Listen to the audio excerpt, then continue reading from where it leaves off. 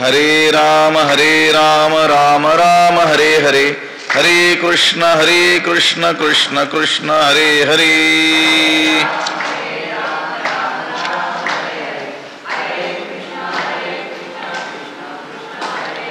पुंडलीक वरदा हरी विठ्ठल श्री ज्ञानदेव तुकाराम. पंढरीनाथ भगवान की जय. माऊली ज्ञानेश्वर महाराज की जय. इंद्रियाणाम हि चरताम यन्मनोनुविधीयते तदस्य हरति प्रज्ञाम वायुर्नावमिवाम्भसि. नमामि सद्गुरुं शान्तं सच्चिदानंद विग्रहं पूर्ण मीशमालंदी वल्लभम. नमो सद्गुरु तुकया ज्ञानदीपा, नमो सद्गुरु सच्चिदानंद रूपा, नमो सद्गुरु भक्त कल्याण मूर्ती, नमो सद्गुरु भास्करा पूर्ण कीर्ती. अखंड मंडलाकारं व्याप्तमेन चराचरं तत्पदं दर्शितं येन तस्मै श्री गुरवे नमः. जयांची केली स्मरण होय सकळ विद्यांचे अधिकरण, तेची वंदू श्री चरण श्री गुरूंचे ते नमस्कारो नियाता. इंद्रियाणाम हि चरताम यन्मनोनुविधीयते तदस्य हरति प्रज्ञाम वायुर्नावमिवाम्भसि. ग्रंथराज ज्ञानेश्वरीच्या दुसऱ्या अध्यायाचं चिंतन आपण करतो आहोत आणि या दुसऱ्या अध्यायातील 67व्या क्रमांकाचा हा श्लोक आहे. या श्लोकाचा अन्वय आणि अर्थ एकदा आपण पाहूयात. ही चरताम इंद्रियाणाम अनु यत् मनः विधीयते तत् अंभसी वायुः नावम इव अस्य प्रज्ञाम हरति. त्याचा अर्थ असा होतो, ही म्हणजे कारण. चरताम इंद्रियाणाम, आपापल्या विषयांमध्ये संचरणारे जे इंद्रिय आहेत त्या इंद्रियांच्या अनु म्हणजे मागोमाग यत मन हा विधी येते जे मन जात. म्हणजे इंद्रिये आपापल्या विषयांकडे स्वैरपणे गेलेले असताना जे मन त्यांच्या मागे जात तत् ते मन अंभसी वायुः नावम इव पाण्यामध्ये वारा नावेला ज्याप्रमाणे भलतीकडेच नेतो त्याप्रमाणे ह्याच्या अस्य प्रज्ञाम हरति, ह्याच्या म्हणजे ह्या अयुक्त पुरुषाच्या बुद्धीला वाटेल तिकडे खेचून नेतो. हे पहा, इंद्रिये ही आपापल्या विषयांकडे स्वैरपणे गेली असताना जे मन त्यांच्या मागे जात ते काय करत असतं, ते मन ते ह्या अनिग्रही पुरुषाच्या बुद्धीला, ह्या अयुक्त असलेल्या पुरुषाच्या बुद्धीला काय करतं, खेचून नेतं. कसं, पाण्यामध्ये असलेली नाव, सोसाट्याचा वारा त्या नावेला ज्याप्रमाणे भलतीकडेच घेऊन जातो त्याप्रमाणे त्या अनिग्रही पुरुषाच्या बुद्धीला हे मन काय करतं, भलतीकडेच घेऊन जात असत. म्हणजे मन हे बुद्धीला भलतीकडेच घेऊन जात असत. कोणतं मन? जे मन इंद्रिये आपापल्या विषयांमध्ये स्वैरपणाने जे संचरण करतात त्या इंद्रियांच्या मागोमाग जाणारं मन ते काय करतं, ह्या अयुक्त अनिग्रही अशा या पुरुषाच्या बुद्धीला वाटेल तिकडं काय करतं, खेचून नेतं, भलतीकडेच खेचून नेतं. ज्याप्रमाणे पाण्यामध्ये असलेली नाव त्या नावेला सोसाट्याचा सुटलेला वारा भलतीकडेच घेऊन जात असतो. ये इंद्रिये जे जे म्हणती ते तेची जे पुरुष करीती, ते तरलेची न तरती विषय सिंधू. ये इंद्रिये जे जे म्हणती ते तेची जे पुरुष करीती, ते विषय सिंधू तरलेची न तरती. ही इंद्रिये जे जे म्हणतील ते तेच जे पुरुष करतात, ते ह्या विषय सागराच्या पलीकडे गेले असले ते तरलेची म्हणजे ज्ञानाच्या द्वारे विषय समुद्राच्या पलीकडे गेले, तरुण गेले, मुक्त झाले. असं असलं तरी देखील तरलेची न तरती, ते तरलेले असले तरी न तरल्यासारखेच, पलीकडे न गेल्यासारखेच आहेत. कारण ते पुरुष इंद्रियाधीन झाल्यामुळं काय आहेत, बद्धच आहेत. तरले तरले तरले असं म्हणता म्हणता देखील ते न तरल्यासारखेच आहेत. कोण? जे इंद्रिय जसं म्हणतील तसंच जे करतात. इंद्रिय जे जे म्हणती म्हणजे इंद्रिय जे म्हणतील, इंद्रिय जे सांगतील तसंच जे करतात. आता असं आहे, इंद्रियांचा हा स्वभावच आहे, विषयांकडं धाव घेणं हे इंद्रियांच्या दृष्टीनं काय आहे, स्वाभाविक असंच आहे.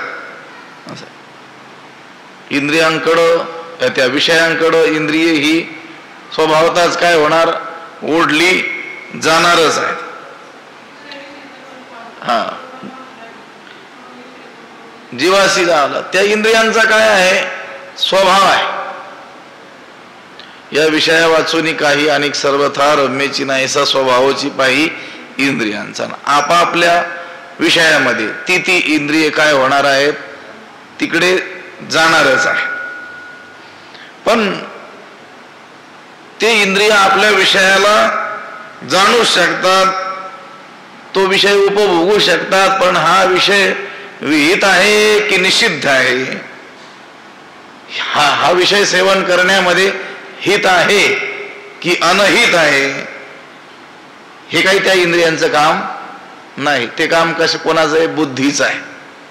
हे सुख, हे दुःख, हे पुण्य, हे दोष, का हे मैळ, हे चोख, ऐसे जे निवडी.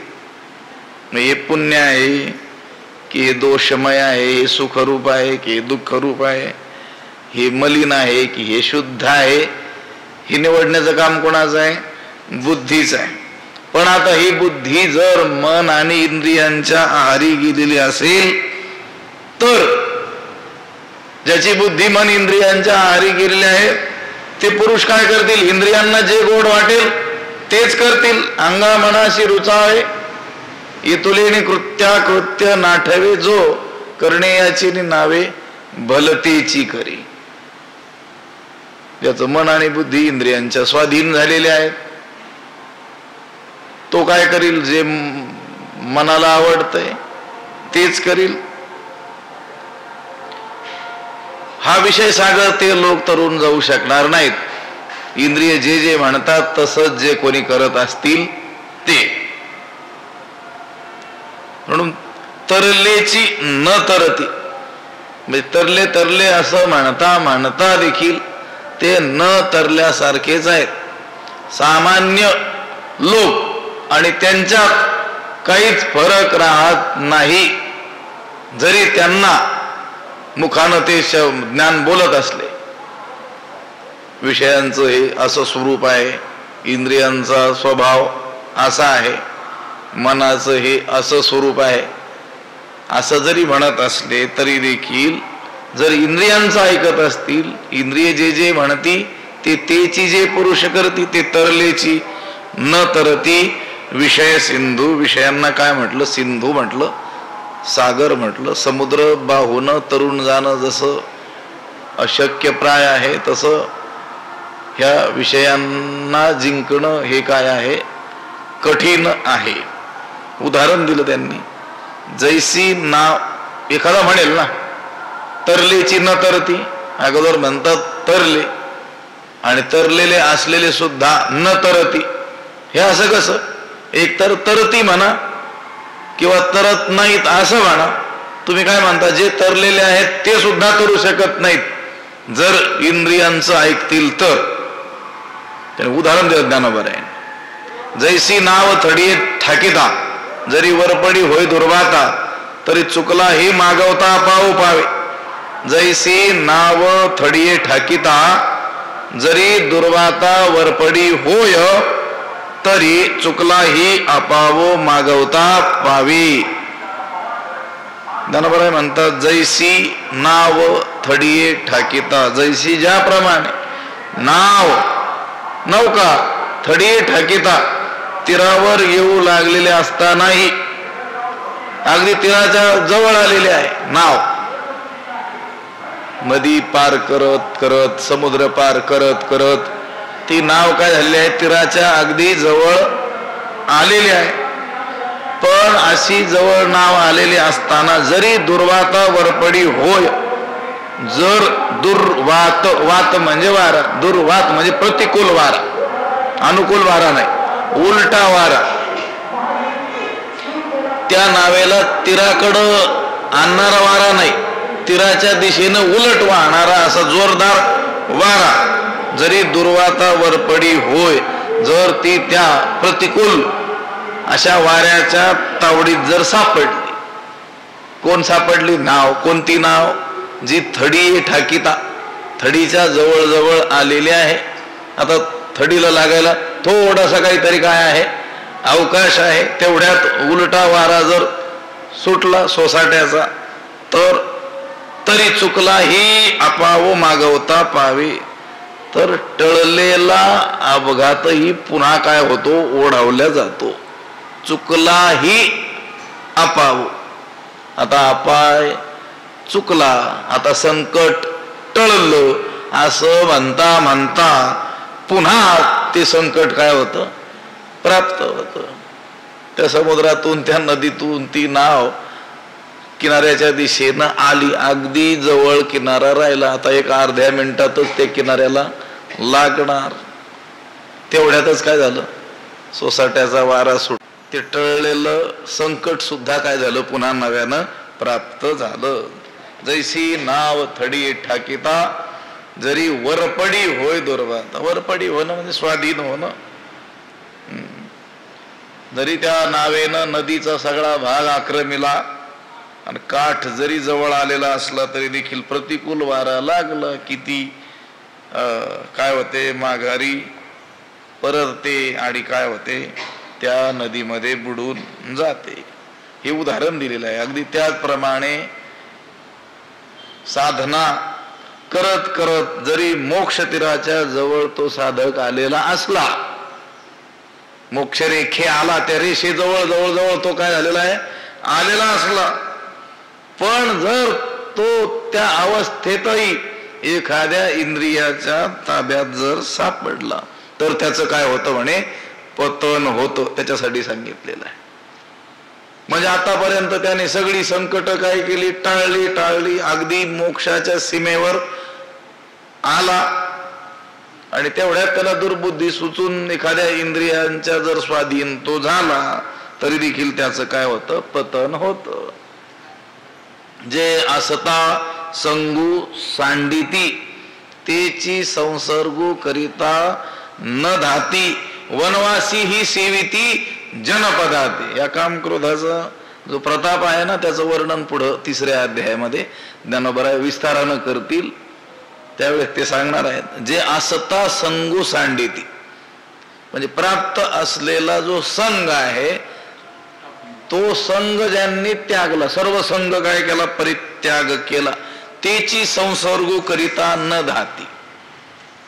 म्हणजे पहिले नातलग सोडून दिले आणि साधू झाला आणि आता मात्र आणखी संबंध वाढले.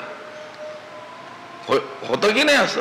ज्याने सगळ्या आपल्या संघाचा काय केला, असलेल्या संघाचा त्याग केला, अंगाला राख लावून काय झाला, साधू झाला. आणि नवे काय केले, नाते निर्माण केले, संबंध. तेची जे असलेला संघ सांडून टाकून आले तेची संसर्ग करिता न धाती. ज्ञानोबा तर पुढे गमतीने म्हणतात, वनवासी ही सेविती जनपदाते. घरादाराचा त्याग करून वनामध्ये वास्तव्य करणारे, जे देवप्राप्तीचा प्रयत्न करणारे, देवप्राप्तीची साधना करणारे, वनात जाऊन ती जनपदा ती सेविती, शहरात जाऊन राहतात. लक्षात मुंबईत बंगला बांधला म्हटले साधूने, बरोबर लिहिलंय की नाही ज्ञानोबरायने, वनवासी ही सेविती जनपदा ते. म्हणजे अगदी ते तो विषय सिंधू पार करून अगदी तीराला येऊन पोहोचलेच होते. जशी ती नाव सगळी नदी पार करत करत, अडथळे पार करत करत कुठे आली होती, तीराला येऊन पोहोचलीच होते. पण दुर्वात प्रतिकूल असा सोसाट्याचा उलटा वारा सुटला की ती थडीला आलेली नाव सुद्धा काय होते, माग जाते आणि नदीमध्ये काय होते, बुडून जाते. त्याच पद्धतीनं हा साधक भगवत प्राप्तीची साधना करत करत, सगळ्या विषयांचा त्याग करत करत करत अगदी मोक्षाच्या सीमेवर येऊन पोहोचलाय, जवळ आलाय. पण एखाद्या इंद्रियांच्या स्वाधीन, एखाद्या विषयाच्या नादी लागला की काय होतो, ते तरलेची न तरती विषय सिंधू म्हटलेला ना. उदाहरण दिलं, जैसी नाव थडी ठाकीता, जरी वरपडी होय दुर्वाता, तरी चुकलाही मागवता अपाव पावे. चुकलेला अपाय सुद्धा पुन्हा काय होतो, प्राप्त होतो. अहो एक विचार करा गमतीनं, शब्द स्पर्श रूप रस गंध हे पंच विषय आहेत. त्याच्यातील एक विषय शब्द विषय घ्या. त्या एका शब्द विषयाच्या जर आहारी तो साधक गेला तर त्याचं सर्व प्रकारे कसं पतन होतं, नाथ महाराजांनी चिरंजीव पदामध्ये त्याचं अगदी विस्ताराने वर्णन केलेलं आहे. साधकासाठी आचारसंहिताच असलेला तो काय आहे, ग्रंथ आहे चिरंजीव पद. तो साधक ज्याने सर्व संघ परित्याग केलेला आहे, देवप्राप्तीच्या मार्गाने निघालेला आहे, पण तो का लोकांच्या ताब्यात सापडला आणि लोकांनी त्याची मधुर शब्दात काय केली, स्तुती केली. जनस्तुती लागे मधुर, म्हणती उद्धारावया हा हरीचा अवतार, आम्हा लागी झाला स्थिर, तेने धरी तो फार शब्द गोडी. लोक म्हणत असतात, महाराज कसे आहेत, हे जणू काही तुम्ही म्हणजे देवाचे अवतारच आहात, आमच्यासाठी तुम्ही अवतार धारण करून आलेले आहात. असं म्हटलं की झालं, त्याचं कामच झालं समजायचं. 5 विषयापैकी असलेला हा शब्द विषय प्रथम असलेला, केवढ्या त्या शब्दांचा जरी आहारी गेला तरी तो आपला सर्वनाश करून घेत असतो. जैसी नाव थडी ठाकीता, जरी वरपडी होय दुर्वाता, तरी चुकलाही मागवता पाव पावे. हे उदाहरण दिलं. तैसी प्राप्ते ही पुरुखी, इंद्रिय लाळीली जरी कौतुकी, तरी आक्रमीला जाण दुःखे, किंवा आक्रमीला देख दुःखे सांसारिकी. तैसी प्राप्ते ही पुरुषे, जरी इंद्रिये कौतुके लाळीली, तरी सांसारिके दुःखे आक्रमीला जाण किंवा आक्रमीला देख. तैसी म्हणजे त्याप्रमाणे.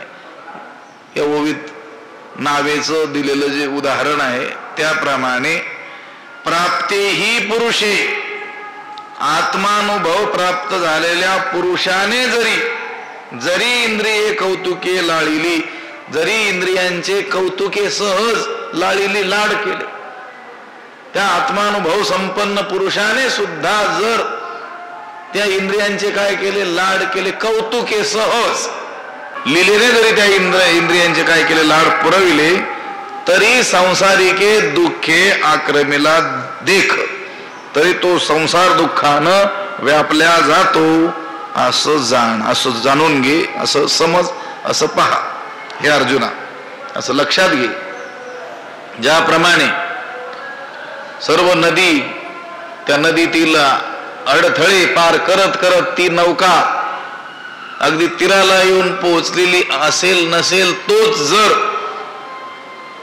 प्रतिकूल सोसाट्याचा उलटा असा वारा सुटला तर त्या नावेनं चुकवलेले जे अपाय आहेत, जी चुकवत किनाऱ्याला आली ती संकट चुकवत ते चुकलाही मागवता पावे, चुकलाही अपावो मागवता पावे. चुकवलेले ते अपाय सुद्धा काय होतात, पुन्हा प्राप्त होतात. अगदी त्याचप्रमाणे आत्मानुभवी पुरुषाने सुद्धा जर ती इंद्रिये कौतुकाने त्यांचे काय केले, लाड केले, लाड पुरवले, तरी तो सांसारिक दुःखाने काय होतो, व्यापल्या जातो. प्राप्ते ही पुरुषे, बुद्धीची स्थिरता ज्यानं काय केलेली आहे, प्राप्त करून घेतलेली आहे. मोठ्या प्रयासानं, मोठ्या साधनेनं बुद्धिस्थैर्यापर्यंत तो पोहोचलेला आहे. असा तो प्राप्त पुरुष देखील त्यानं जर सहज लीलेनं इंद्रियांचे लाड पुरवले तरी तो सांसारिक दुःखाने काय होतो, व्यापल्या जातो. मग ज्ञानी पुरुषाने ही जर इंद्रियांना लळा दिला, म्हणजे विषयांकडे त्याची प्रवृत्ती झाली तर त्याचा नाश होतो. तर मग साधकानं इंद्रियांचं कोड कौतुक करू नये, हे तर ओघानं झालं ना. जर प्राप्त झालेला आत्मानुभव संपन्न किंवा बुद्धिस्थैर्य ज्याला प्राप्त झालेलं आहे त्या पुरुषाची ही अशी अवस्था होऊ शकते, तर जो साधक आहे, सामान्य आहे, त्याचा तर नाश होईलच होईल. त्याला सावध करण्यासाठी सांगितलेलं आहे. म्हणून साधकाचं सांगत असताना तुकोबाराय काय म्हणतात, साधकाची दशा उदास असावी, उपाधी नसावी अंतर्बाह्य, म्हणून इंद्रिये एके जाणतेनी पुरुखी, लाळावी ना कौतुके आदी करुणी. पुढे विषय येईल तो. प्राप्त पुरुषाने, आत्मानुभव संपन्न पुरुषाने सुद्धा त्या इंद्रियांना कौतुकानेही त्या इंद्रियांचं काय करू नये, लालन करू नये किंवा लाड पुरवू नये. जर तो तसं करेल तर त्याचं ते तसं करणं म्हणजे काय आहे, हागा सरपेशी खेळू येईल की व्याघ्र संसर्ग सिद्धी जाईल, सांगे हाला हल जिरेल सेविलिया काही. ते म्हणतात ते तसं करणं म्हणजे सापाशी खेळणं, किंवा व्याघ्र संसर्ग सिद्धी जाईल, त्या वाघाचाच संग करतो म्हणे, रात्रंदिवस त्याच्या सोबतच राहतो. जमेल का? सांगे हाला हल जिरेल सेविलिया काही, हाला हल सेविलिया जिरेल काय, काही जिरेल. ते हाला हल नावाचं विष सेवन केलं तर ते काय पचेल का? पचना न. देखी खेळता अग्नी लागला, मग तो न सावरे जैसा उधावला, तैसा इंद्रिया लढा दिधला भला नव्हे. देखा खेळता अग्नी लागला, सहज काय झाला, अग्नी लागला, मग तो न सावरे जैसा उधावला, तो उधावला जैसा न सावरे. लहान मुलांकडून का होईना सहज खेळता खेळता काय लागली, आग लागली, आणि ती जर भडकली तर ती आवरेल का? आवरणार नाही. मग तो न सावरे जैसा उधावला, तैसा इंद्रिया लढा दिधला भला नोही. मी तर पोहोचलेलो आहे, मला तर बुद्धी स्थैर्य प्राप्त झालेलं आहे, मी तर आता आत्मानुभवी झालेलो आहे, म्हणून मला आता विषय भोगण्यास काय हरकत आहे, अशी जर अहंता धारण करील तर ती त्याच्या सर्वनाशालाच काय होईल, कारण ठरेल. म्हणून तैसी प्राप्ते ही पुरुषे, इंद्रिये लाळलेली जरी कौतुके तरी आक्रमेला देख दुःखे संसारिके. या पुराणादिकांमध्ये मोठमोठ्या ऋषींच्या या संदर्भात ज्या कथा येतात त्या माणसासमोर ठेवण्याचं तात्पर्य हेच आहे की एवढे मोठे साधनानिष्ठ असलेले लोक सुद्धा जर त्या विषयांमुळं त्यांचं पतन होऊ शकतं, पतन पाहू शकतात, तर मग सामान्यांची काय कथा आहे. सामान्यांनी तर अतिशय सावध या बाबतीत असावं, यासाठी त्या गोष्टी आपल्या समोर ठेवल्या जातात. आपण म्हणतो एवढे मोठे ऋषीमुनी होते आणि त्यांचं पतन झालं, ते त्यांनी आपल्या समोर तसं काय केलेलं आहे, ठेवलेलं आहे. जर एवढी साधना 60-60 हजार वर्षे तपस्या करून सुद्धा जर विषय दर्शनानं विषयाभिलाष बाळगल्यानं त्यांचं पतन होऊ शकतं, तर सामान्यांचं तर होईलच होईल. तैसी प्राप्ती ही पुरुषे, इंद्रिय लाळिली जरी कौतुके, तरी आक्रमेला देख दुःखे संसारिके. सांसारिक दुःखानं तो काय होतो, व्यापल्या जातो. तस्माद्यस्य महाबाहो निगृहीतानि सर्वशः इंद्रियाणि इंद्रियार्थेभ्यस तस्य प्रज्ञा प्रतिष्ठिता. तस्मात् महाबाहो यस्य इंद्रियाणि इंद्रियार्थेभ्यः सर्वशः निगृहीतानि तस्य प्रज्ञा प्रतिष्ठिता.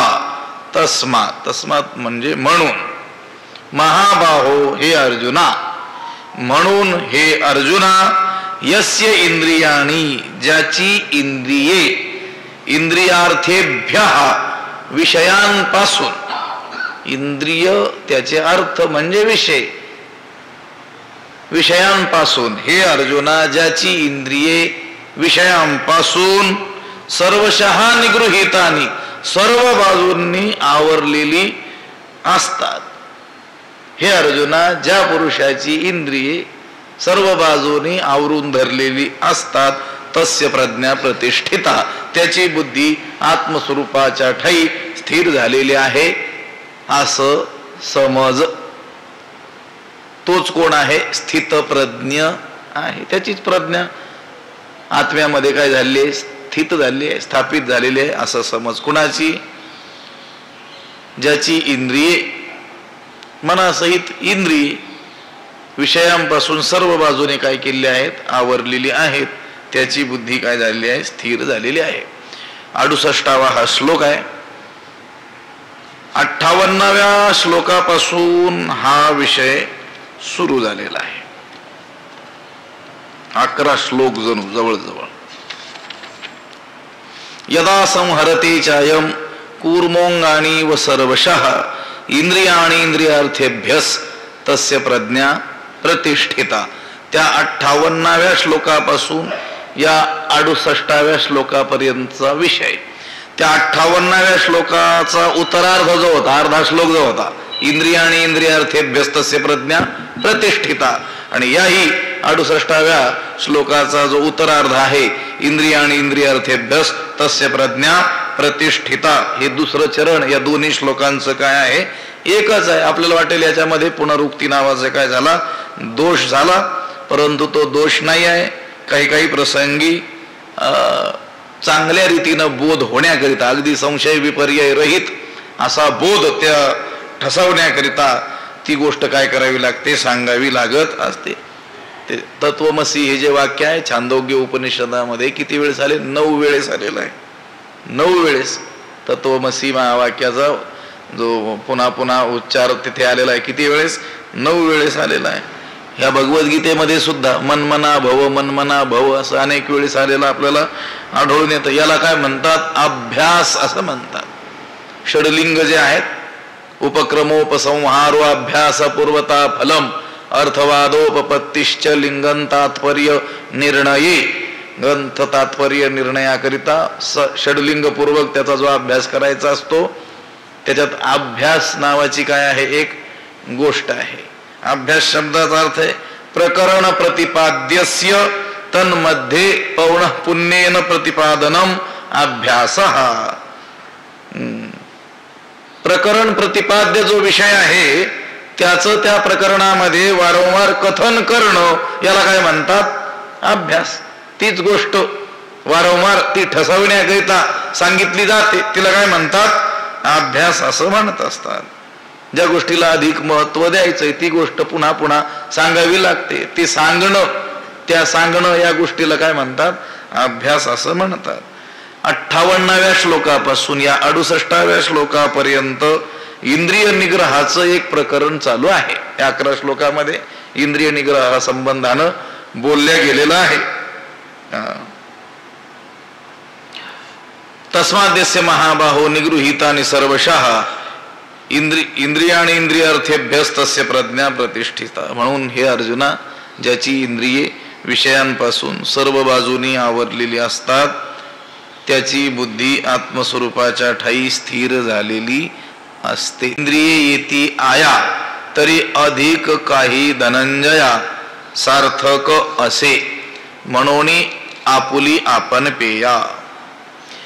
धनंजया म्हणून जरी आपुली इंद्रिये आपण पेया आया येती तरी अधिक काही सार्थक असे.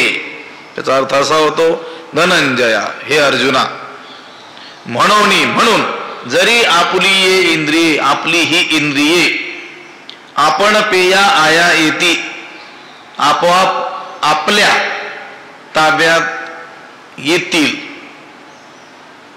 तरी अधिक काही सार्थक असे. तर आणखी यापेक्षा काही साफल्य आहे काय? म्हणून हे अर्जुना, आपली इंद्रिय आपल्या स्वाधीन झाली तर यापेक्षा अधिक काही साफल्य आहे काय? हेच खरं काय आहे? यश आहे.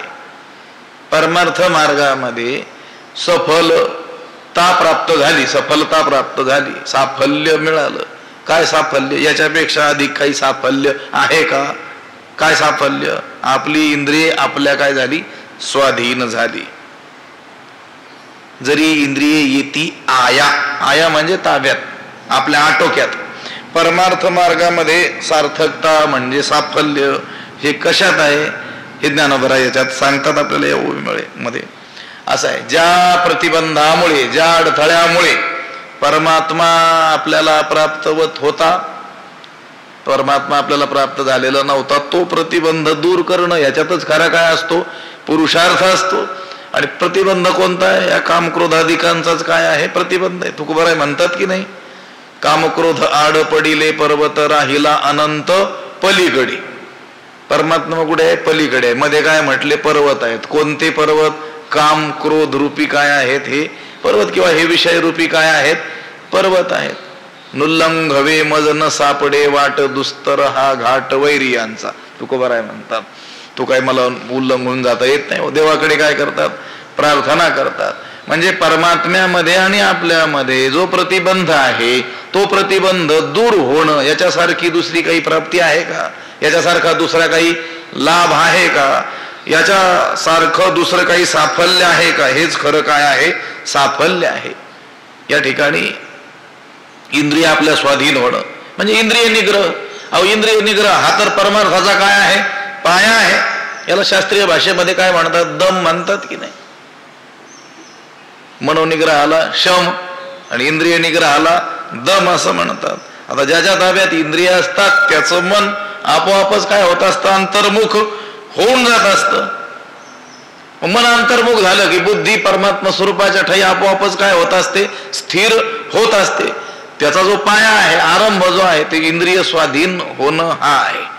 म्हणून ज्ञानोबराय म्हणतात, म्हणून आपली आपण पेया जरी इंद्रिय येती आया तरी अधिक काही धनंजया सार्थक असे. म्हणून अर्जुना, आपली इंद्रिय आपल्या स्वाधीन झाली तर यापेक्षा अधिक काही साफल्य असतं काय? देखे कुर्मजी या परी उवाईला वेव पसरी ना तरी इच्छा वशे आवरी आपण पेची. देखे जिया परी कुर्म उवाईला अवयव किंवा अवयव पसरी ना तरी इच्छा वशे आपण पेची आवरी.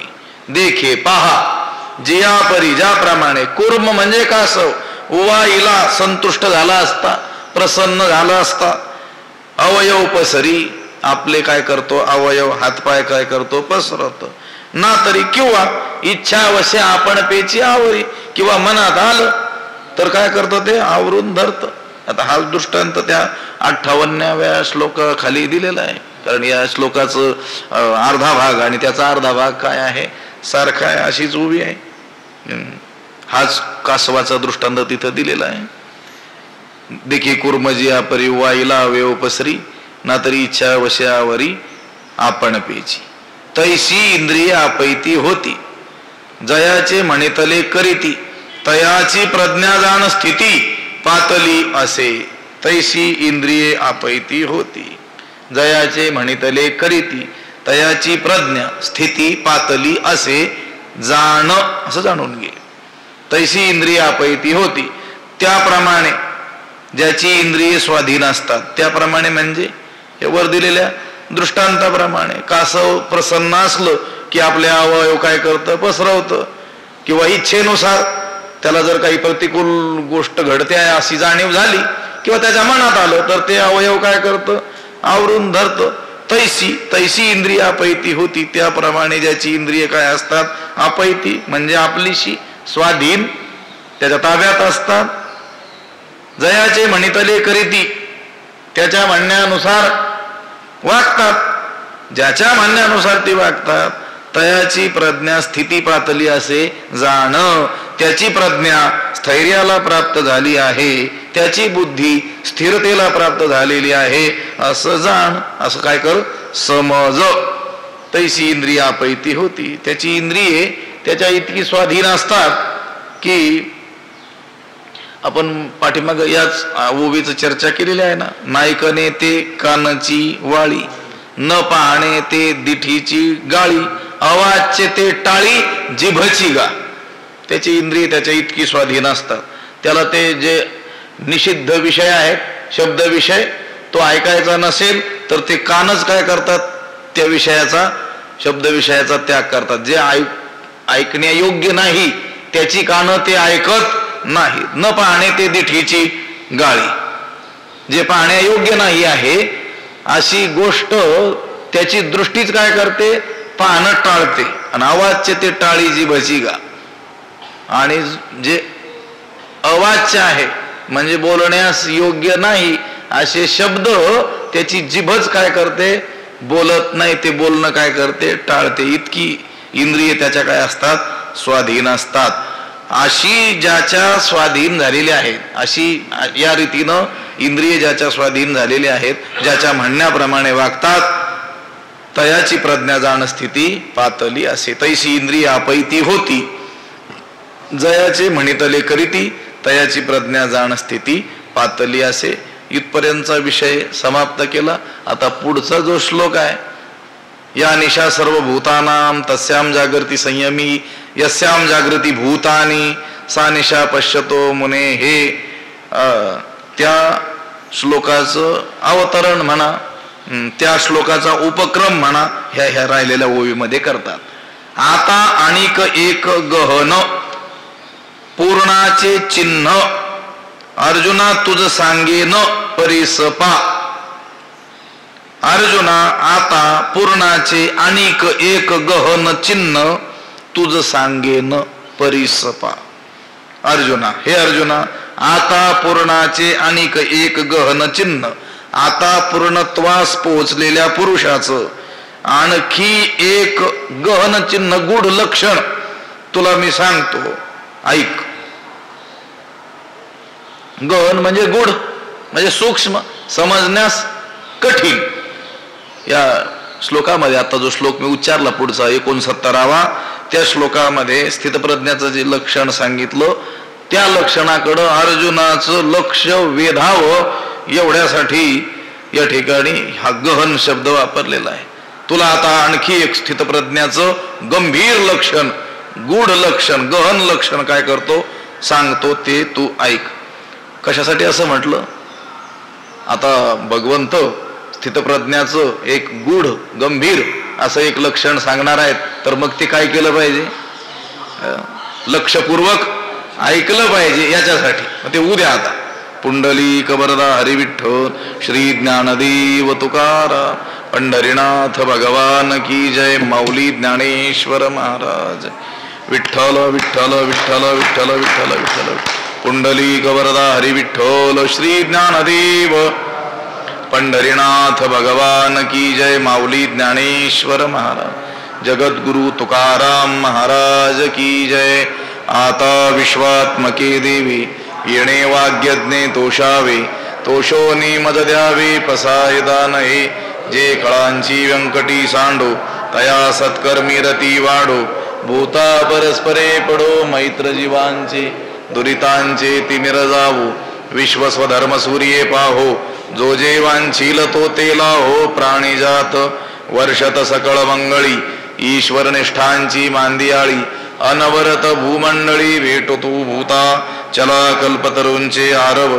चेतना चिंतामणीचे गाव, बोलते जे अर्णव पीयूषांचे चंद्रमे जे अलांछन मार्तंड जे तापहीन ते सर्वाही सदा सज्जन सोय रे होतू किंबहुना सर्व सुखी पूर्ण होवणी ती लोकी भजिजो आदि पुरुखी अखंडित आणि ग्रंथोपजीविये विशेषी लोकीये दृष्टादृष्ट विजय होवावेजी एथ म्हणे श्री विश्वेश्वरावो हा होईल दान पसावो येणे वरे ज्ञानदेवो सुखिया झाला येणे वरे ज्ञानदेवो सुखिया झाला येणे वरे ज्ञानदेवो सुखिया झाला पुंडलिक वरदा हरी विठ्ठल श्री ज्ञानदेव तुकाराम पंढरीनाथ भगवान की जय माऊली ज्ञानेश्वर महाराज जगद्गुरु तुकाराम महाराज की जय शांती ब्रह्म एकनाथ